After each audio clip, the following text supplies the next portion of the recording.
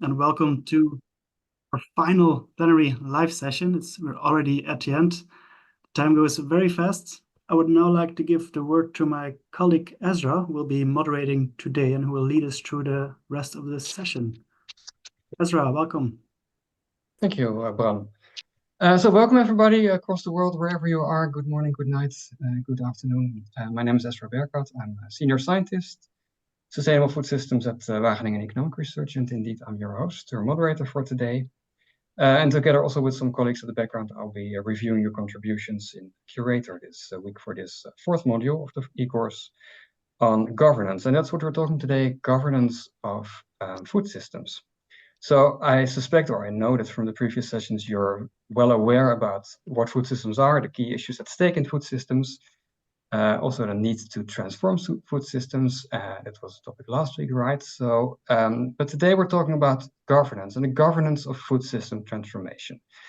That's more than simply policy making, but it's really the broader continuum that steers the food system from behind. So it really requires an understanding of the multitude of actors which are at play, the power relations between the different actors, processes of in and exclusion, but also the different discourses and narratives that shape the food system and food system transformation.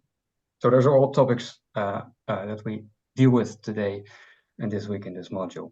So by paying specific attention to governance, you understand why it is as it is, why the food system is as it is, and also with some of the negative outcomes that we witness. And by consequence, it's the same side of the coin. If you're serious about transforming food systems, you also probably need to understand or need to grapple with the issue of transforming the governance of the food system as well. So I'll stop talking there because we have two great speakers today lined up who can make these arguments much better and much more insightful than I can. So let me start with introducing them to you. First, to both my great appreciation that they have time in their busy schedules to be here today and to share their insights and knowledge. The first speaker is Chris Béné. Chris is principal scientist at the Alliance of Biodiversity and CIAT, headquarters are in Colombia, as many of you know, but he's actually currently seconded to my group, the Wageningen University, working at the Wageningen Research Group. He has many years of experience in conducting interdisciplinary research on many aspects around food security in low and middle income countries. But in recent years, really has shifted towards the topic of food systems and food systems transformation. He has a number of key seminal papers on the topic written. So look him up in Google Scholar if you have time. One of the papers we're actually using for one of the assignments this week in this module. So you will see writing of him in any case, and you hear him speaking today. So that's Chris. The other speaker is Brenda Shenute. Namugumya. Brenda is a dear colleague at Wageningen Centre of Development Innovation and advisor multi-stakeholder partnerships on food and nutrition security at WCDI. And many years of experience in providing technical assistance to transform food and nutrition policies, with the emphasis on Uganda, but also other countries. And really our focus is on implementing multidisciplinary and multi-stakeholder programs with that aim of improving food and nutrition security. But with that being said, I'd like to give the word to you, Chris, to present your slides. Okay, here you go. The floor is yours, Chris. Yeah, thank you so much. So thanks, Bram, and thanks, Ezra, for that detailed introduction on how you went. So I hope you've been enjoying that e-course on governance of food systems so far, and I hope you will enjoy that particular lectures on the food system transformation. So next, please, Bram. So today, what I propose to talk about is as was said earlier, the governance of food system, and as part of this, I want to touch upon the political economy of food system transformation, and I insist on the transformation. So we're not going to talk just about political economy of food system, but about the transformation process. Or another way to maybe to frame that, if you want, is to ask, what is the right governance model? Or even, is there a right governance model to ensure the sustainable transformation of our food system? And that may lead to some provocative or maybe uncomfortable questions. Next, please, Bram, like this one. So who will be blamed? Now, one of the main underlying points of this discussion, or at least my part of the discussion, is the fact that food system transformation is not a technical or technological issue, and therefore that the solution is not to be looked for, even to be found in the technological or the technical sector, but rather that transformation of food system is essentially a societal issue, and in particular a governance and a political economy issue. And what do I mean by political economy, in fact? So, well, put in simple terms, political economy is about who is controlling and who benefits from a particular process. In other words, who are the winner and who are the loser of that particular process. And the process we're talking about here today is the transformation of our food system. Next, please. So the way I propose to structure the first part of the presentation is in three parts. So first, we'll speak about the concept of transformation. I think it will complement a bit the presentation of last week. And in particular, I hope that it will help us understand why we think it's relevant for the question of the governance of food system transformation. Sorry, are you saying that the connection is not good? The voice is not clear. I don't know if it's just one person or everyone. Please go ahead. It was another person, I think. Okay. The second aspect or the second part of the presentation, we'll discuss briefly that question of governance of food system transformation, and then we'll finish by and then we'll finish by debating about why transforming changes may not happen, and why political economy is relevant to try to answer that question. Next, please. I'm hoping people can hear me. I can see some message saying that there's difficulty to understand me or to hear. All right, to start. I think to start with, and again, maybe in complement to last week's presentation, I think when we talk about food system transformation, the very first thing to do is to make sure we talk about the same thing, to define or to clarify what we mean by transformation. So as we all know, transformation understood in the kind of common sense means radical change often taking place at the level of the structure of the system. And in the case of food system, what is important to acknowledge is that food system has in fact never stopped transforming. So in recent past, one of the famous examples is the supermarketization of food system that took place in Latin America, in Africa, and in Asia in the last 30 years. But there are plenty of examples in the long history of food system, plenty of examples of transformation. So I list here some of the other most recent ones. So including the Green Revolution, of course. The Green Revolution of the food system is in fact a transformation, but also the shift that we observe toward more monoculture and intensification, the westernization of diet that has taken place in Asia and is taking place in Africa at the present time, or the widespread use of GMO. All those are transformations. Now, perhaps the next big transformation is one that I would argue might have already started with the recent COVID pandemic, which is the online shopping. So again, the idea of transformation refers to important changes in the system affecting the structure or the functioning of that system. But the important point is that all those transformations refer to changes that did not necessarily lead to positive outcomes. And I take for evidence the fact that the food system as we observe it today, which is the very result of those past and recent transformations, is far from being sustainable. So next, please. Now, more recently, what we saw was that the term transformation or the interpretation of transformation started to be used with a slightly different understanding in the academic literature at least. So this time, people started to attach a normative or even sometimes a prescriptive dimension to the concept. And then understood with that normative element, transformation then refers not just to the drastic rapid changes that I was talking about earlier, but to deliberate and tended changes that go in a desirable and hopefully positive direction, and that are expected to lead to a better or improved system, possibly towards sustainability. And here I just use two quotes from two groups of scholars that have, thought thoroughly about that, where I highlighted the positive aspect that transformation are now expected to bring. So the first quote is by Jessica Bliff and her colleagues, is one that presents transformation, and here I quote, as inherently good, and one that defines what is legitimate and justifiable to achieve sustainability. And the second quote is by Chris Barrett, and it tells us that transformation are now expected to lead us, and here again I quote, toward a coherent, just, well-integrated and sustainable food system. Next, please.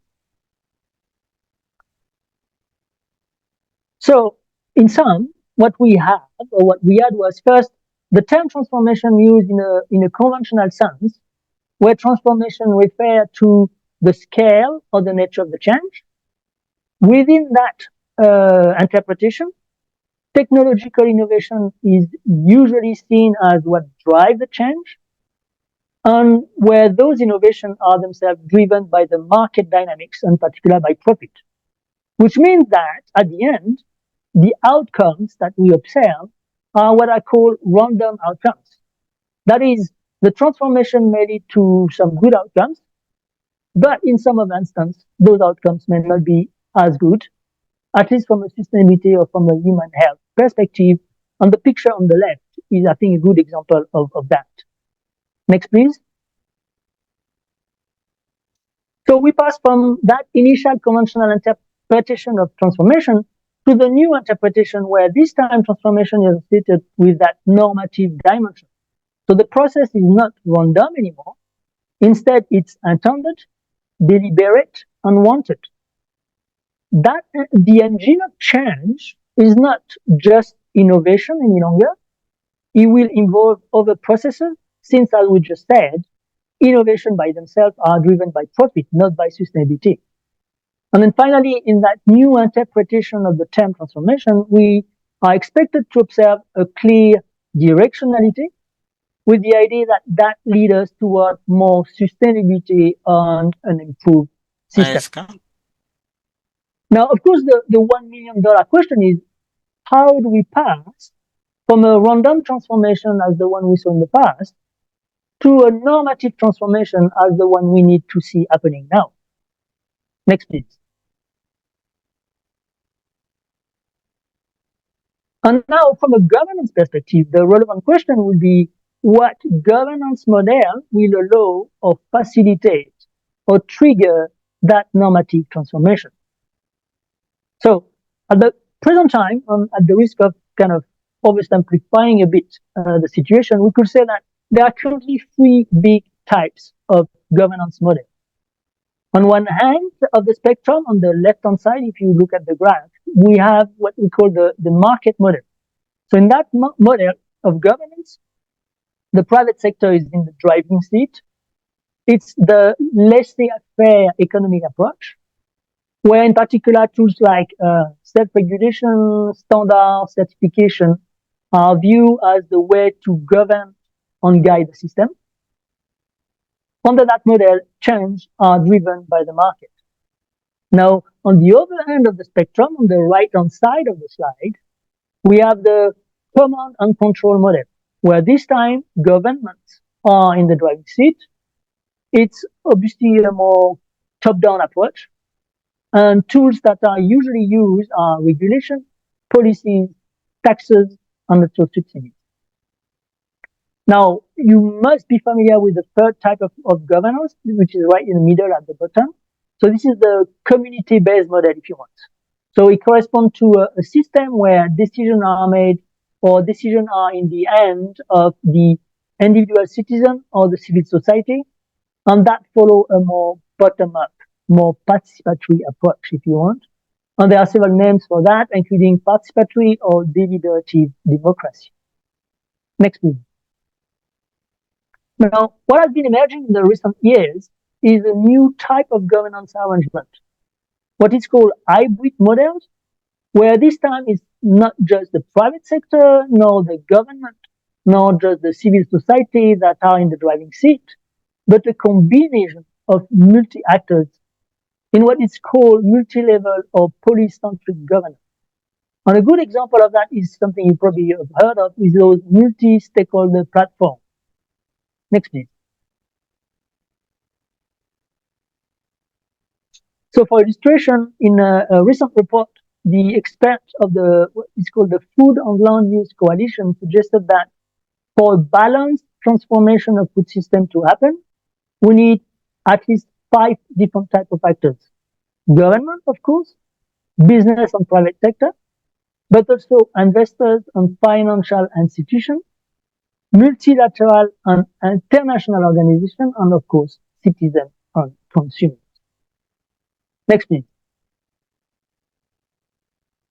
Now, what is important to realize is that all those different governance models focus on who should be involved, in particular, who should be driving, but not so much about the how and the process of transformation. Yet the literature is clear about this point. Transformation is first and foremost a political process. So, for instance, Philip Baker and his colleagues makes the point that transformative changes will not be achieved, and I quote, without engaging with what they call the underlying political economy of the system. In other terms, the distribution of power and resources between actors. And in another paper, John Kanya and his colleague explained that for food system change to occur, you need to challenge the conditions that create the initial problem. So in a sense, what those scholars seem to say is that the question is not just about who is involved in the decision-making process, but also, and perhaps even more importantly, what needs to be challenged or changed. Next, please. That last point is in fact in line with some of the recent analysis. So for instance, John Kanya and his colleague, the same scholar I was just quoting in the previous slide, proposed that 6 conditions need to be satisfied to ensure system changes. At the structural level, the kind of the more superficial level, if you want, we need to have the right policy, we need to have changes in practices, and changes in allocation of resources. At a slightly lower level, and perhaps less explicit or less visible, you also need to see changes in relationship, in connection, and in power dynamics. And then eventually, at the very core of the system, mental model and paradigm also need to be challenged. Of course, Kabia is not the only one making those statements. So, other academics such as Mado in 1999, or even more recently, Abson and his colleagues in 2017 reached the same conclusion. In brief, systemic changes happen not just if the technical parameters of the system are changed or twisted, but or even if the right stakeholders are brought in, but if mindset, paradigm, and mental model that underpin the system are changed at the same time. Now you're going to tell me, okay, this is all good, but a bit abstract or a bit theoretical, and I think I will probably agree. So what I propose you to do is, the last part of this presentation is to propose to shift gear and move to more concrete and more empirical evidence about those points. So next, please, Brad, if you don't mind. So for that, I invite us to reflect on why our current system is not changing, or actually, that's not the right frame, because as I said earlier, our system are changing, but why is it not changing in the right direction or in a more sustainable, desirable direction? And there are certainly plenty of reasons, but I want to talk about 2 specific ones, as I think they relate to the current discussion we're having, or we will have after that. I'm arguing that the first reason is the fact that food systems are currently controlled and locked in by powerful actors, what are called or referred to as the big food, which have very strong interest to maintain the system on its current trajectory. And then the second reason is the fact that in addition to those lock-in, there are some very deep divergence among the other key actors, in particular government and consumers. And that situation prevents those actors from being able to align their objectives and to create the political will that will be necessary to counteract the big food agenda. Next, please. So let's start with the first of those two statements. Probably most of you know it already. The agri-food system is one of the most concentrated sectors of the world in the world economy.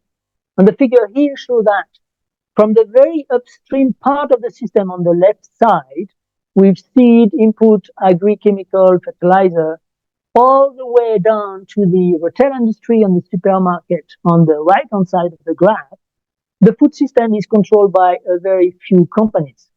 You can see, for instance, that for grain and cereal, the top 4 largest companies control 90% of the trade. Or that in Germany, the top 4 largest supermarket brands control 85% of the distribution. Next, please.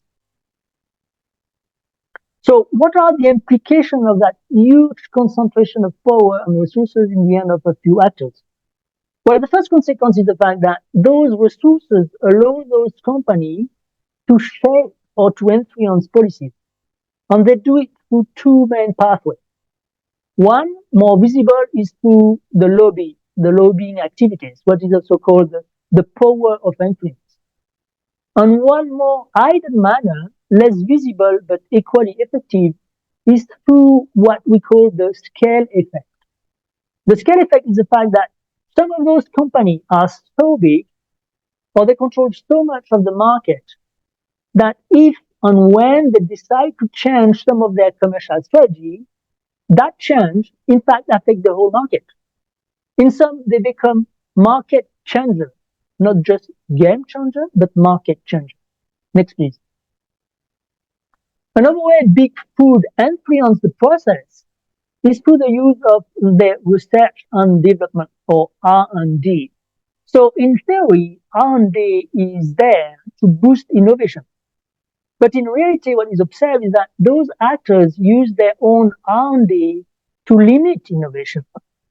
For instance, analysis that was made by the US Federal Trade Commission a couple of years ago show that, in fact, there is usually a negative correlation between the level of concentration in the sector and the level of innovation.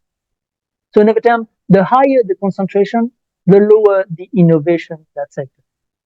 And this is related to what is called defensive R&D, which happen when companies use their own R&D resources to protect their own existing product instead of developing new ones. And obviously, the bigger the company, the more resources and the bigger the capacity they have to protect their own interests against newcomers. So to conclude this point, what I'm arguing is that altogether, the different processes shown in that slide are very powerful mechanisms, some visible, some less visible, that allow the big food to keep control of the food system and prevent the desirable transformation from happening. Next, please. Now, the second barrier I want to talk about is the existence of what I call those divergent objectives between various key players of food system. And those divergent objectives prevent those key actors from aligning their efforts to counterbalance the influence of the big corporation. And to demonstrate that, I will use the case of red meat. Next, please. Yes.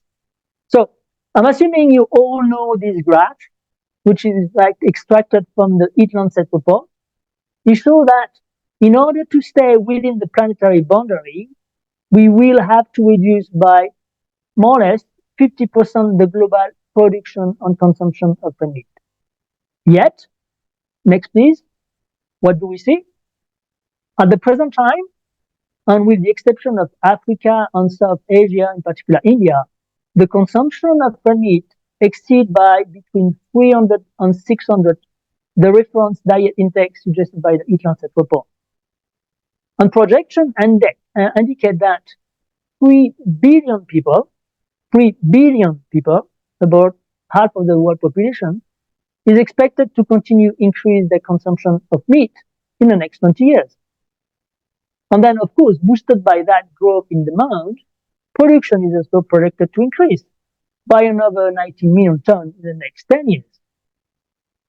Now, although the majority of that increase in production will take place in low and middle income countries, in fact, 3 countries will contribute, you can see more than 3/4 of that increase.